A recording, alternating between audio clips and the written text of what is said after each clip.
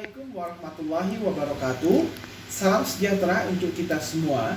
Bersama saya, Ade Mahendra, SSC MIKOM, dalam video pembelajaran e-learning Institut Setiami. Pada kesempatan ini, kita akan membahas materi chapter 5 tentang teori atau model komunikasi pada mata kuliah pengantar ilmu komunikasi. Baiklah, sebelum kita membahas beberapa model komunikasi dalam chapter 5 ini, kita terlebih dahulu memahami definisi atau pengertian dari model komunikasi. Yang pertama, menurut Sereno dan Mortensen, model komunikasi adalah deskripsi ideal mengenai apa yang dibutuhkan untuk terjadinya proses komunikasi. Sedangkan menurut Aubrey Teaser, model adalah analogi yang mengabstraksikan dan memilih bagian dari keseluruhan, unsur, sifat, atau komponen yang penting dari fenomena yang dijadikan model. Sehingga kalau saya summary-kan ya, model komunikasi ini adalah alat yang digunakan untuk menjelaskan fenomena komunikasi agar penjelasannya lebih mudah kita pahami. Baik, kita lanjut ke model Wesley dan McLean. Ini model pertama yang kita bahas dalam chapter 5 ini ya. Sebetulnya model Wesley dan McLean ini adalah perluasan dari model Lasswell dan modelnya Shannon and Weaver. Karena ada beberapa tambahan ya, baik itu jumlah peristiwa, gagasan, objek yang tidak terbatas, sehingga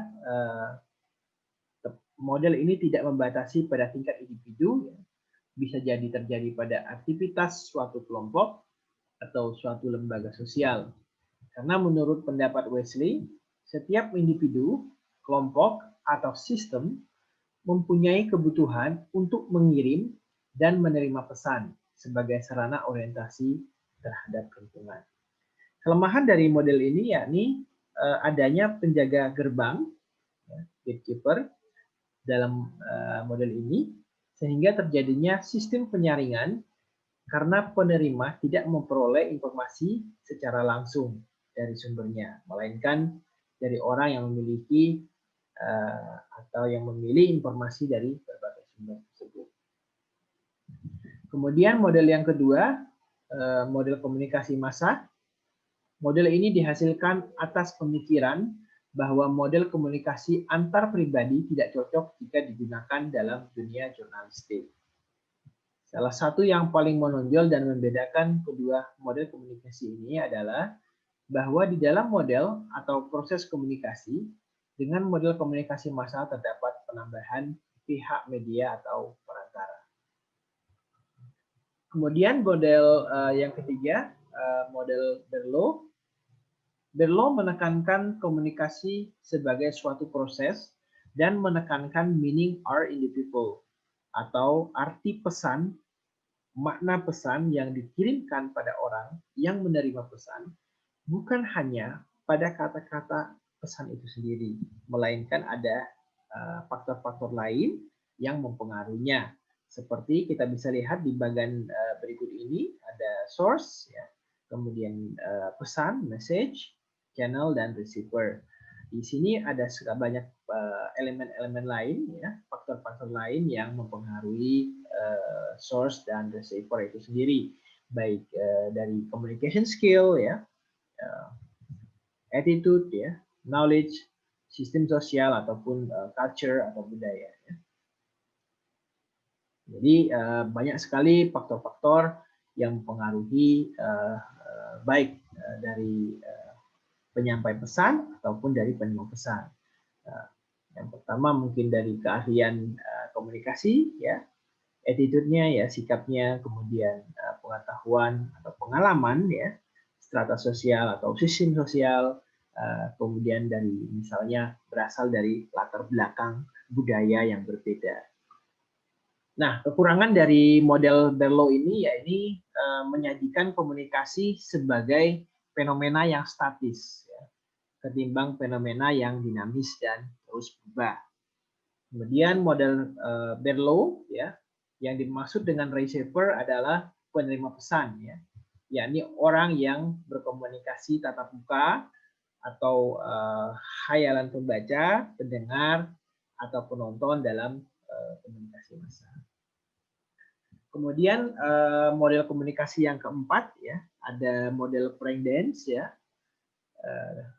Dance berpendapat bahwa berbagai macam pengertian tersebut bisa dikelompokkan menjadi beberapa macam bagian besar sehingga bisa menjadi sebuah pengertian dengan klasifikasi yang jelas. Nah, ini banyak ada beberapa kelemahan dari model Frank Dance ini ya. Yang pertama, dia terlalu menyederhanakan proses komunikasi itu sendiri, ya, di mana proses komunikasi hanya dilihat sebagai hasil belajar. Kemudian feedback yang diberikan seseorang hanya berdasarkan pengalaman dan pengetahuannya di masa lalu. Kemudian yang model terakhir ya, kita mengenal adanya model Watzlawick dan Beepen-Jackson ya. Dia menganggap dalam model ini Watzlawick dan Beepen-Jackson ya menganggap bahwa komunikasi adalah proses yang kumulatif, bertambah terus ya. Kemudian ia menggambarkan adanya proses take and give ya. Kita bisa lihat di bagian berikut ini ya. Ada person A ya, menyampaikan pesan ke person B ya. Jadi pesan antar individu ya, harus komunikasi dua arah dan semua perilaku komunikasi dianggap penting ya, baik itu verbal, non verbal ya, intensional ya, disengaja maupun unintentional yang tidak disengaja. Terima kasih.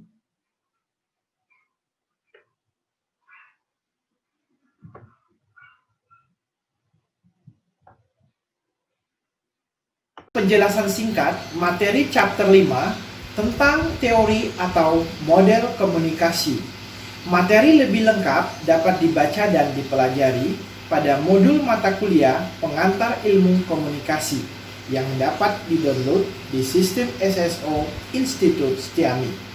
Sampai jumpa pada materi selanjutnya. Wassalamualaikum warahmatullahi wabarakatuh. Institut Setiami, the right place for better future.